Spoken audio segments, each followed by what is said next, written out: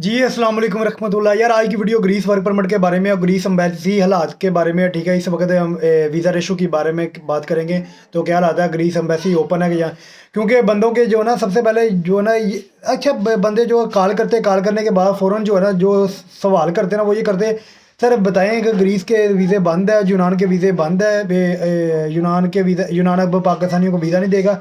भाई यूनान ने स्टार्टिंग में ही यानी कि 2024 के स्टार्टिंग में पाकिस्तानियों को अच्छी खबरें दी, अच्छे वीज़े दिए, और उसके बाद जो है ना 24 को दोबारा एम्बेसी फिर ओपन हो गई है, ठीक है। ओपन होने के बाद जो है ना 25 को जो पासवर्ड रिसीव हुए वो 20 या 21 पासवर्ड रिसीव हुए, जिसके अंदर जो है ना 4 वीज़ा स्टैंप हुए, बाकी रिजेक्ट हुए थे।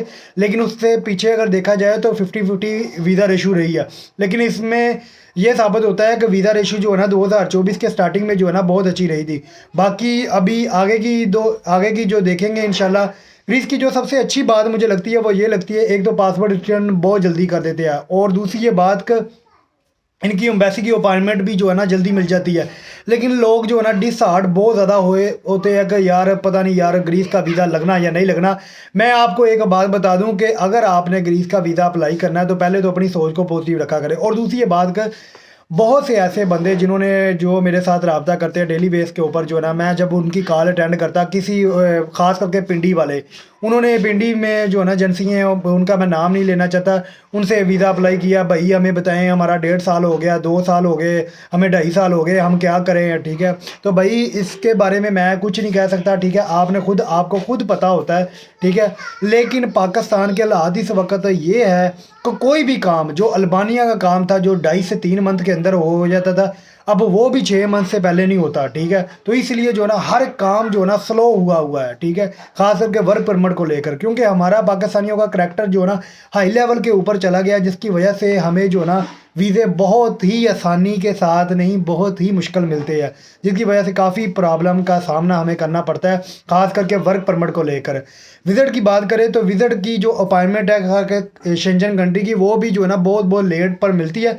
लेकिन ये है कि पहले तो मैं आपको ये कह दूं कि लोग जो है ना कहते हैं जी हमें विज़िट के ऊपर हमें वीज़ा नहीं मिलेगा, ये मेरा ये कि अगर आप साथ में वर्क परमिट अप्लाई करते हो और साथ में आप विज़िट के ऊपर भी फोकस रखें, अपनी ट्रैवल हिस्ट्री भी मेंटेन रखें, और अपने बिजनेस के डॉक्यूमेंट्स, एनटीएन और फाइलर, और आप ये सारा कुछ जो ना प्रॉपर तरीके से मेंटेन करते जाएं, ताकि अल्लाह ना करे आपका वर्क परमिट में कोई मसला मसाइल बनता है तो आपके पास एक ऑप्शन और मौजूद होता है।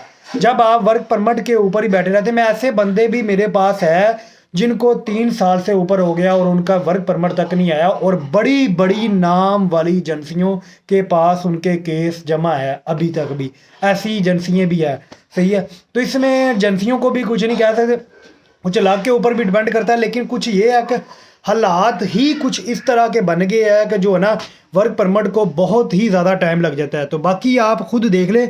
और दूसरी ये बात कि कुछ लोगों का ये कहना कि जब भाई हमें बताएं कि हम ग्रीस का वीज़ा अप्लाई करें, विज़िट वीज़ा, तो हमें वीज़ा मिल जाएगा। भाई अगर आप ग्रीस का विज़िट वीज़ा अप्लाई करते हैं तो लोगों का ये भी कहना है कि हम ग्रीस के विज़िट वीज़े पर अगर हम ग्रीस जाते हैं तो क्या हमें शेंजन की दूसरी कंट्रियों का हम ट्रैवल कर सकते हैं। भाई सबसे पहले आप ये बात याद रखें कि जब आपको ग्रीस का विज़िट वीज़ा मिलता है, एक होता है मल्टीपल एंट्री, एक होता है दूसरा यानी कि सिंगल एंट्री।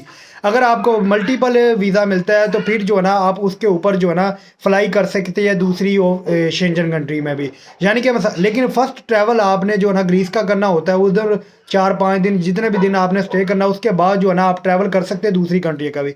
उसके बाद बात करें कि सिंगल एंट्री की, सिंगल एंट्री के ऊपर आप सिर्फ ग्रीस का ही ट्रैवल कर सकते हैं। हाँ, ग्रीस में अगर कोई सेटिंग शूटिंग बन जाए तो वो एक अलग बात है, लेकिन ग्रीस का ही रहा।